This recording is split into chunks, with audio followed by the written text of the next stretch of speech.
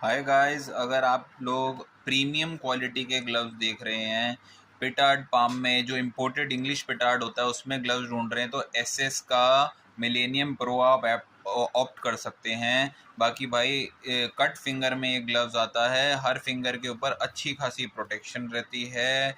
बाकी ये left hand का पेयर है और ये राइट हैंड का वो है इसका ग्लव।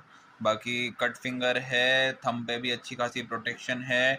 वेट की बात करूं तो राइट हैंड का वेट है ग्लव्स का 199 ग्राम और लेफ्ट हैंड का वेट है ग्लव का 155 ग्राम। ये रहा दोनों का वो, और ये रहा इसका एमआरपी का स्टिकर। 5645 एमआरपी है। 3500 के अराउंड ये आपको मिलेगा, तो जिसको भी चाहिए वो कनेक्ट कर सकता है। Thank you.